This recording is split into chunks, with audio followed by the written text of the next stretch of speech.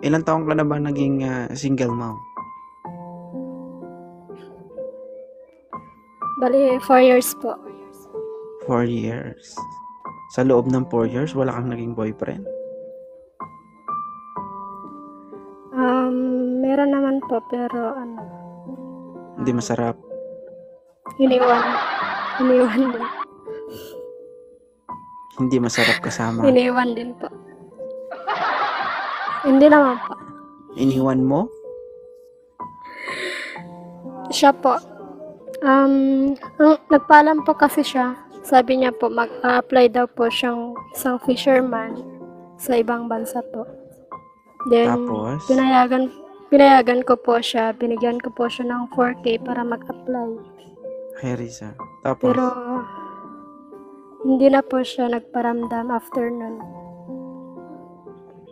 Ganun talaga ang buhay. Minsan kasi, akala natin, siya na. Akala natin, wala na tayong makikitang iba. Pero, dumarating talaga yun sa buhay natin. Kumbaga, part kasi ng buhay natin yan eh. Na kung may darating, may aalis. Kung may hirap, may sarap. Kaya mamili ka dun sa dalawa. Asan ba yung gugustuhin mo? Yung mahirapan ka? O yung masasarapan ka? Ah!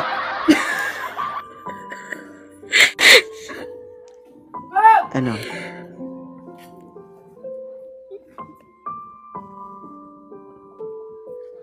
Para sa akin, kahit mahirapan na. It's a good choice. Hi, Ma'am Happy. Ganun naman talaga dapat. Mas maganda kasi magsimula ka sa mahirap kaysa naman na magsimula ka sa masarap. Okay lang yan, Happy. Diba? Alam mo kung bakit?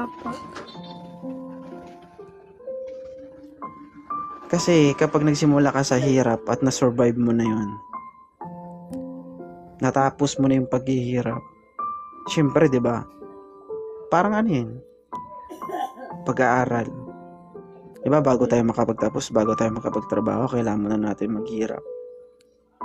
Kailangan muna natin mag-aral.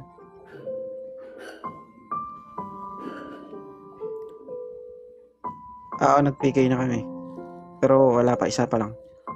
Di ba? Para maabot natin yung gusto nating degree o diploma. So, kailangan muna nating mag-aaral ng mabuti. So, maghihirap muna tayo. Tama? Tama po. Hindi na nagparamdam.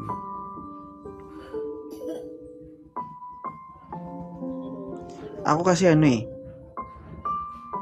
yung pag-abroad, hindi naman solusyon kasi yun para maiahon mo talaga sa hirap yung pamilya mo eh. Sa akin lang kasi yung kikitain mo abroad, kaya mo namang kitain dito sa Pilipinas. Tama ba? Tama po. Pero, magkaiba tayo ng prinsipyo guys Marami tayong mga kababayan na OFW, pero malaki sahod, pero walang natitira. Opo. Kahit gaano kasi kalaki ng pera na hinahawakan nyo, kahit gaano pa yan karami, kung ikaw, hindi ka marunong magdisiplina sa sarili mo, hindi ka marunong humawak ng pera, lahat ng yan, walang halaga. No amount. Diba? So kung sakali ba makahanap ka ngayon, ano bang gusto mo sa mahahanap mo ngayong umaga? Yung yung hindi manloloko, ganun po. Yung tanggap niya lahat, yung backgrounds ko, ganun po. Talaga? Like, tanggap niya yung may anak ako, ganun po. Ganun din naman pag nagsama kayo, magkakaanak din naman kayo. Ayaw pa niya? Hindi po. Diba? Oo nga po, sabihin pero mo na lang, yung babe, Hindi ka na maghihirap. Mm. Hindi na tayo mahihirapan, may anak na tayo, susundot ka na lang. Tama ba? Hindi naman po yun yung point ko. Yung tatanggapin niya po yung, kasi yung iba po, hanggang salita lang po sila na tatanggapin kung ano ka, lahat. Tapos pagka kayo na mamaya iiwan din. Eto, may tanong ako sa'yo. Ilang buwan kayo nagsama ng lalaki na yan? Ngayong August po sana, magwa 1 year po sana. So, ibig sabihin, palagi kayong nagkikita. Hindi naman po. Ilang beses sa isang buwan? Sa isang buwan po, 2 beses lang po. Ganun. 2 beses. Sa 2 beses na ba yun kapag nakakasama mo siya together with your child? Or sa anak mo? Nakikitaan mo ba siya ng pagiging isang responsableng lalaki o hindi? Wala. Minsan po, nakikitaan ko naman po siya kasi minsan po, kung ano yung gusto ng anak ko po is binibigay niya po. Pero nung nung nagpaalam na po siya, sabi niya sa akin, mag-a-abroad lang daw. Pupunta siya sa Manila para mag-apply. Then, pumayag po ko, binigyan ko po siya ng 4,000 para lang may gagamitin niyang pang-apply po, ganun. Para may allowance po siya, ganun. Tapos, after nun, nung pagbigay ko, kinabukasan, hindi na po siya nagparamdam. Okay. So, ibig sabihin, umabot din kayo ng 1 taon. Ang tanong, Hindi. naibigay mo ba yung bataan?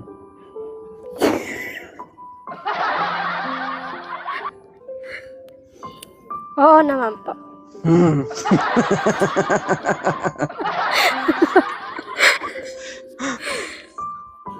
Edi, At least inaamin ko po yung totoo. totoo. Oo naman. Swak sa banga.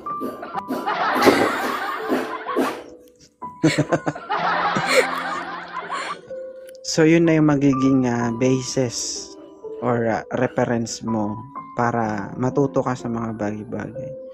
Sabi ko nga dito sa mga single mom, no, depende sa inyo kung i-absorb nyo yung sasabihin ko. No? Hindi porket isang single mom ka, ay ibaba mo na yung sarili mo para lang sa isang lalaki. Kung ano yung standard mo nung dalaga ka pa, ibalik mo yun sa sarili mo ngayon na may anak ka na. Diba? Kasi, Opo. kung mahal ka niya. Kung ayaw mo, re-respetuhin ka niya. Diba? Opo. Kapag nagsasama na kayong dalawa, kung alam mong karapat dapat siyang ibigay yung hinihingi niya, ibigay mo. Pero kung nakikitaan mo siya ng mga bagay na parang nagdadalawang isip ka na, ay, hindi ito yung lalaki na dapat bigyan ko ng pagkababae ko. Unang-una sa lahat, ang isang factor dyan na tignan mo, kailangan makitaan mo siya ng isang pagiging father figure. Nakikita mo na kapag magkasama kayo, dapat nakikita mo na inaalagaan niya anak mo. Hindi lang kasi yun. Hindi lang kasi yun eh. Hindi lang kasi makikita yung care ng isang future padre de pamilya ng isang pamilya sa material na bagay, yung naibibigay niya lang kagustuhan ng mga anak mo. Hindi lang sa ganung klaseng pamamaraan eh. Di ba? Opo. Tignan mo rin yung ibang aspeto o mga galaw ng isang lalaki. Kumbaga, simple lang na pag-alaga sa anak mo. Kung wala ka, halimbawa, iwan mo yung anak mo kung kaya niya bang bantayan o hindi. Kaya niya bang pakainin o hindi. Diba? Sa simpleng pagbihis lang ng anak mo kung kaya niya, diba? Makikita mo naman yun sa reaksyon ng isang lalaki. Pero kapag hindi mo siya nakikitaan ng ganun, wag. Bakit? Pwede kasing gusto ka niya, dahil dalawang bagay kasi yung pagkagusto. Pwedeng gusto ka niya dahil gusto ka talaga niya kasama anak mo, o gusto ka niya dahil gusto ka lang niyang makuha. 'Di ba? Opo. So, kapag nakitaan mo siya ng ugali o gawi na maalaga siya sa anak mo o tanggap niya talaga yung anak mo, go. Why not, 'di ba? Why not na ibigay mo yung sarili mo sa kanya? Kasi deserve niya naman yun eh, sa tingin mo. 'Di ba? Opo. Kasi aminin naman natin guys, sa panahon ngayon, hindi na nagmamatter yung yung between boy and girl, yung ganun. Alam niyo yun. Opo. Sa panahon ngayon, hindi ko naman pinopromote. Pero normal lang kasi yun eh. Pero, kapag alam mong hindi siya karapat-dapat sa'yo, huwag mo ibigay. Kasi yun lang yung meron ka eh. 'Di ba? Opo. Hindi porket single mom ka, ibigay ko na to, ganyan. Naranasan ko na to eh, ganyan. No. 'Di ba? Kapag hindi mo yan binigay, 'di ba? Kahit single mom ka, yun kasi yung kumbaga yun lang yung pinaka alas mo sa sarili mo. Maliban sa pagkababae mo, yun lang yung may pagmamalaki mo. Single mom ka man, pero hindi ka niya nakuha ng ganun lang kadali. 'Di ba? Opo. Pero kung nakitaan mo siya, ay, ang bait naman ito. Marespeto sa nanay at papa, sa mama at papa mo, sa mga kapatid mo. Maalaga sa anak mo. Oh, kahit gabi-gabi, araw-araw, okay lang. Ganun po siya nung una. Marespeto po siya sa lahat. Mga tita ko, tito, marespeto naman po siya. Pero nung tumatagal na po, doon na po nakitaan na pangit yung ugali. Ganun po. Sabi nga nila, sa umpisa lang pala siya, Hindi, ganito kasi yan na founder. Zinaida, ha?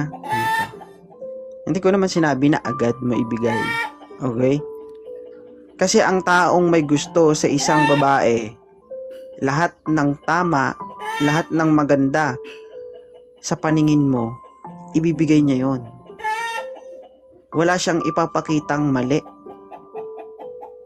Naintindihan mo? Opo. Lahat kasi gagawin niya, makuha ka lang. Makuha yung loob mo, makuha yung loob ng pamilya mo. Okay? So, sabi ko nga, wag agad.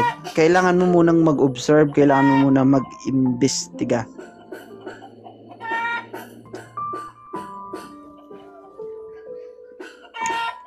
Kapag dumaan na kayo sa mga paghihirap na yung parang sa tingin mo napakahirap na talaga, tapos nakakaya niya pa rin.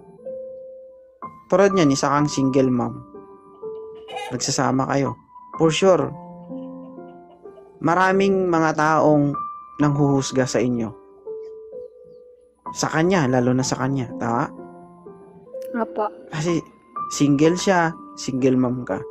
So, hindi may iwasan na maraming taong mag-criticize sa inyo o manghusga.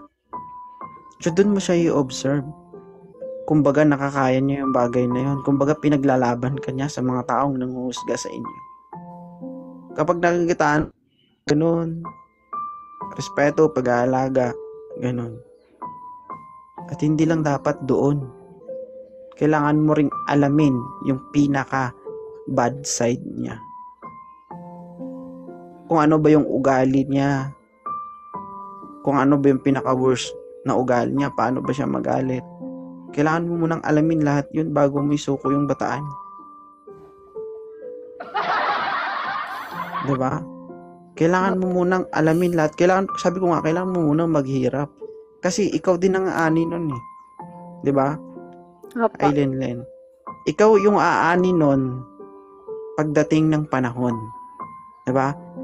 At ang Opo. pag-aani na yon, dun mo malalaman yung resulta kung positive ba talaga o negative ang resulta. Kapag negative ang resulta, wala kang ibang sisihin doon, sarili mo lang din. Bakit? Sino ba yung sumusuko ng pagkababae mo? Ikaw, di ba? Kasi kapag ayaw mo, wala din naman siyang magagawa, tama? So, hindi lang siyang may kasalanan doon. Oo. At is na yun, kumbaga, normal na yun na may kasalanan siya. Pero, may kasalanan ka rin. Yun yung pagkukulang mo. Nagkulang ka sa pag-imbestiga, nagkulang ka sa pasensya, na dapat, wag muna. Di ba? Apa. Wag muna. Pero, depende naman eh. Hindi yung pagsapit ng dilim, mahuhubaran na rin. Gagawa tayo ng 6 na anak. Hi, May. Di ba? So, ano lang, maging mapagmasid, mapag-imbestiga, mag-ingat. Okay?